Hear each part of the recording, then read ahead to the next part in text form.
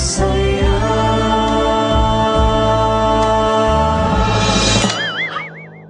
Aray! Wala ka sa ulap. Ano ngayon kung ilusyonada siya? Kayo kaya magkaroon ng evil stepmother at evil stepsister? Ano to? Ganito lang. Ikaw makasarili ka talaga. Inuuna mo pa yung kapaklan mo. Sige na, Becky. Bumili ka na ng makeup para naman gumanda ka ng konti. Wow, ha? Buti na nga lang, love siya ni father at ni half-brother. Ang kontrolado mo lang ay ang sarili mo, hindi ang ibang tao. Mag-aaral ako mabuti.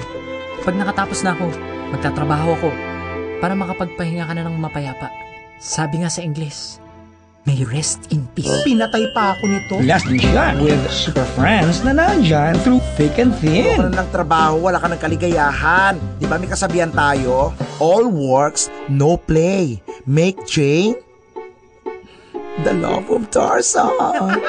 Yan, may tagatulak na ng wheelchair. At least ako, buhay pa ako noon kayong dalawa inuud na. Mali ka. Ngayon pa lang, inuod na. Mali! Inaanay.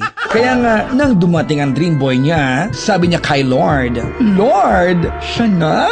Salamat talaga sa'yo, Becky. Ikaw lang at ang kauna-unahan taong nagpakita ng ganito sa akin. Hindi ko nga alam kung ba't ginagawa mo to sa akin. Pero siyempre, hindi maiiwasang may buraot. May matris ako! Ikaw, anong meron ka? Masama bang mag-ambisyon ng beautiful life ang isang beautiful na gaya niya? Wala ko kontra! May regalo sa atin ng Viva Films sa kanilang ika-32 anibersaryo. Noong unang panahon, Umayos ka.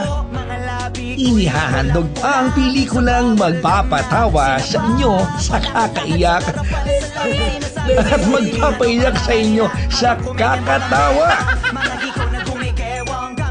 Ang kwento ng taong ang tanging gusto ay magmahal. Ano gusto mo? ikaw. At magkaroon ng sariling pamilya. Alam ko naman gutom kayo. Pagtsagaan mo muna to, nak. Si Joey Paras, ang bagong mukha ng kagandahan, hindi pa nga lang uso. Becky Gang, ang nanay kong Becky. Ang lakas na mamakatsakan ng pangalang Becky ka? Bakit? Maganda ka ba? Sa direksyon ni Wen V. De Ramas. What? Sandali lang, wag niyo ko sasampalin. Ako bida dito, support lang kayo. Malapit na